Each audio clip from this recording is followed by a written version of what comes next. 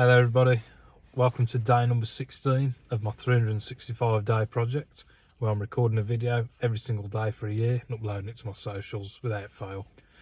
The title of today's video is called Fear Pornography, Why I Stopped Watching the News.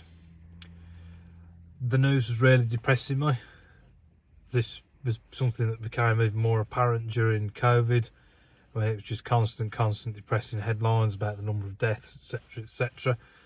I made a conscious decision to stop watching the news, or as I call it now, fear pornography. It was a little experiment I conducted where I said, okay, it's often been said that it's good to keep up on current events and, good to stay in the know and in tune. But I decided to run a little experiment. Would it actually be better in the long run if I actually stopped watching the news?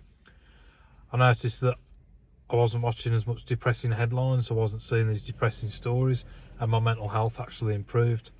And when I did go back to watching the news, I hadn't really missed out on anything at all. I didn't notice much of a difference. The only difference I noticed when I started watching the news again was how bummed out I felt. It's always the same story with newspaper headlines and news shows. Bad news sells a lot more than good news, and switching on first thing in the morning as soon as you get up and seeing a headline about some bad crash or disaster somewhere in the world involving women and kids isn't a good start to the day. I made that conscious decision to stop watching the fear pornography.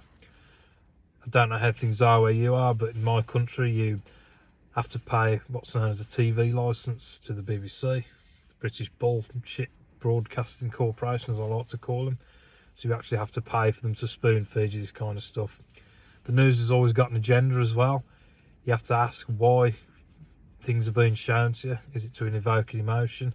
I'm a big believer in the fact that we live in an age where we get angry at a screen, we fall in love with a screen, we get emotional at a screen, we get happy at screens.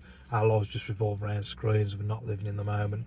So I was glad to cut away a piece of the news, which was a piece of this kind of emotion evoking bullshit thing, the box that I shouldn't be watching. Thanks for joining me, everybody. I'll see you all tomorrow for day number 17.